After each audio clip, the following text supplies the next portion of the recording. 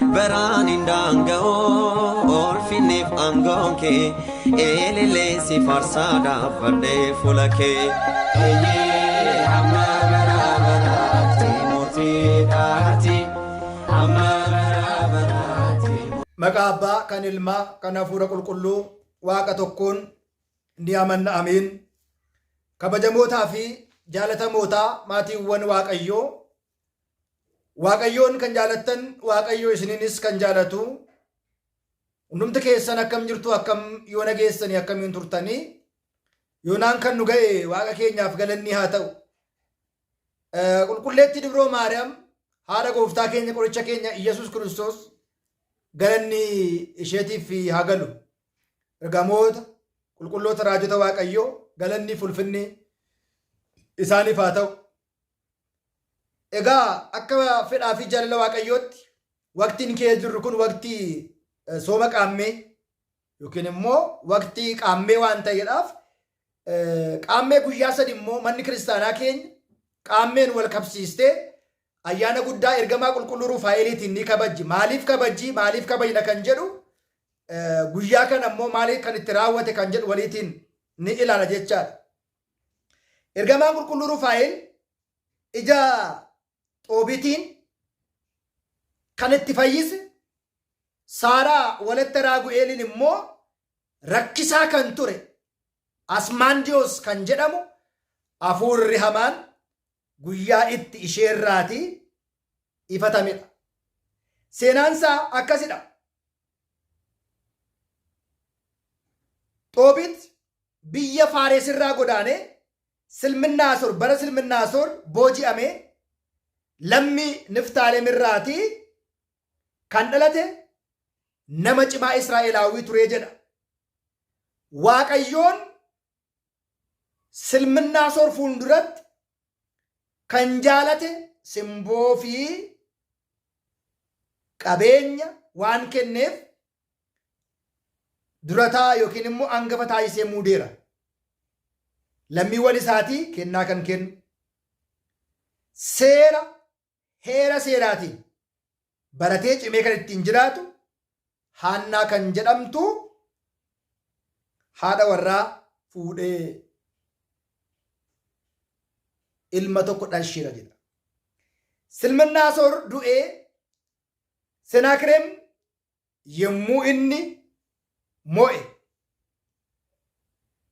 aangoo isaarra darbee immoo gara biyya Miidiyaam deemuu hin dandeenye. Aangoo isaarraa waan isa buuseef gara biyya Miidiyaam deemuu hin dandeenye jedha. Seenaa qaammee guyyaa sadiiti. Saaraa walatta Raagu'eel rakkoo cimaa ofirraatii qabdi turtee jedha. Rakkoon ishii daa'imni gara mana ishiitti qabeenya qabdi. Qabeenyaan kan beekamtedha. Daa'ima dhaleen qabeenya buufadheetan jiraadha jechuudhaan abbaa warraa yoo itti heerumte yookiin immoo yoo heerumte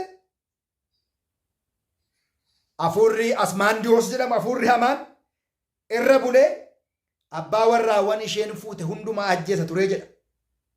Abbaa warraa yoo heerumte halkan tokkotti du'anii bulu. Baay'ee rakkisaa ture. Kana keetti ilaalaa yakkoon kun baay'ee ulfaata. Yoo heerumte abbaa warraa jala ajjeesa. Ilaalaa. Intalli Raagu'eel Saaraan haala kanaatiin gadditee gaddaan midhamtee yeroo ishiin jirtutti Xoobit dulloomee waan tureef ilma isaa Xoobiyaan isa wajjin kan deemu nama barbaaduudhaaf ati nama gaariidha cimaadhas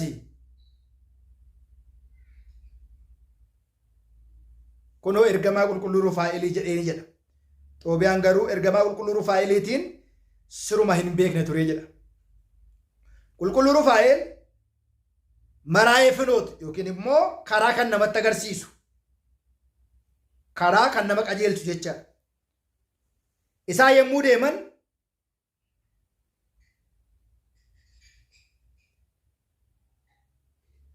laga Xegiroos kan jedhamu laga guddaa qaqqabanii jedha. Iddoo sanas buluu barbaadan. Yeroo kana baay'ina dadhabbina irraatiin kan ka'e Xoobiyaan dhiqachuudhaaf gara lagichaatti bu'ee jedha. Uffata isaa baasee dhiqachuu yommuu eegalu qurxummii guddaan tokko isa liqimsuudhaaf galana keessaa bahe. Yommuu sana ergamaan qulqulluu Rufaa'eel Xoobiyaadhaan qabii qurxummii kana akka hin gadhiisne jedheen jedha. Xoobiyaan qurxummii sana waliitiin wal mormee harkisee gara qarqara galaanichaatti baase. Kanaan booda qulqulluu Rufaa'eel Xoobiyaan akka inni ajaje taasise. Qurxummicha qali. Tiruu isaas onnee isaas of eeggannoodhaan baasi ni nyaanna jedheen. Xoobiyaan ergamicha akkuma ajaje sana qurxummii sana qalee onnee isaa tiruu isaa qabate. Xoobiyaan ergamaan qulqulluu Rufaa'eel akkuma ajaje qurxummicha qalee wanta sana hundumaa keessaa baase. Xoobiyaan qurxummii sana tiruu isaa hadhooftuu isaa maaliif tajaajila jechuudhaaf kana qabi kan naan jette jechuun gaafatee jedha. Qulqulluu Rufaa'eeliin namni hafuurri hamaa irra bule kana ixaana waliitiin yoo itti aare hafuurri hamaa sun hin gadhiisa jedheeni jedha. Bifa kanaatiin tokko tokkoon yeroo dubbachaa erga turaniin booda ergamaan qulqulluu Rufaa'eelii Xoobiyaan har'aa mana Raagu'eeliin bullaa jedheen. Inni fira keedha. Intala isaa Saaraa kan jedhamtu intala bareedduu qaba. Isheen immoo haadha warrummaatiif akkasii kennuuf Raagu'eelitti nan himaa ittiin jedhe. Xoobiyaan daa'imittii sana yookiin immoo intalittii sana kana dura dhiironni 7 gara mana ishii seenaniiru. 7 isaaniiyyuu du'aniiru. Kanas immoo dhaga'eera. Kanaaf ani abbaa koodhaaf nama tokkodha. Ishee fuudhee ishee faana jiraachuun akkamitti hin danda'a? Akka warra kaanii yoon du'e so kan gargaaru abbaan koo dadhabaa kan isa gargaaru hin jiru. Yoon du'e nama isa awwaalullee hin qabu. Nan sodaadhaa jedhe. Ergamaan qulqulluu Rufaa'eel garuu abbaan kee lammiiwwan firootan kee keessaa kan taane alatti dubartii biraa hin fuudhin jechuun kan itti hime dagattee jechuudhaan itti deebise. Abbaan warraa 7 jalaa du'eera.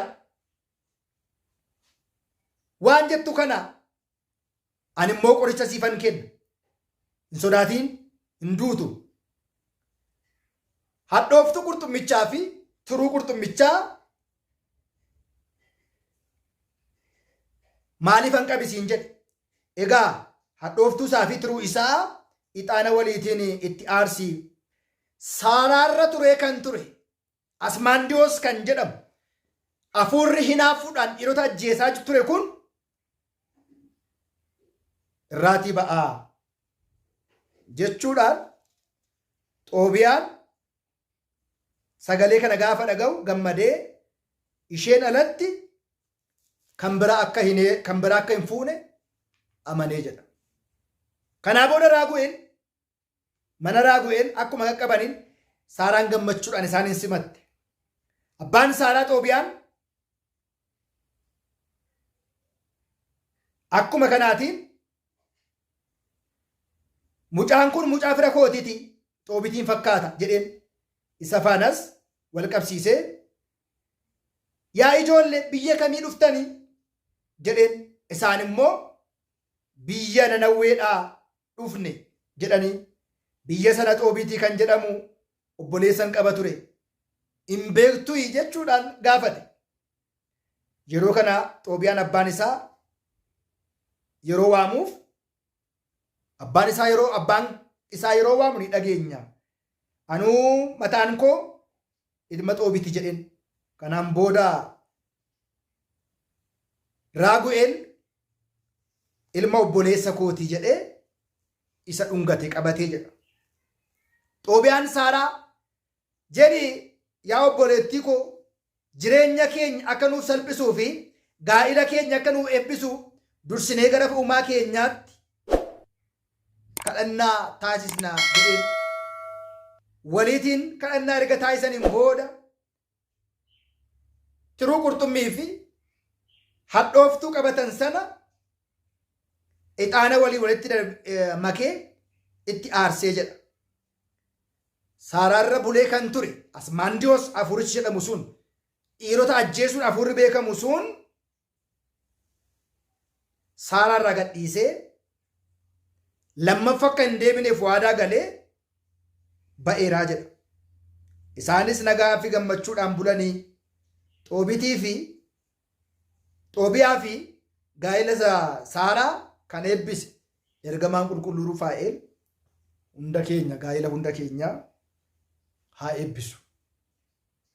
Seenaa kana gabaabumatti barreeffamaatiin bifa kanaan laalleerra.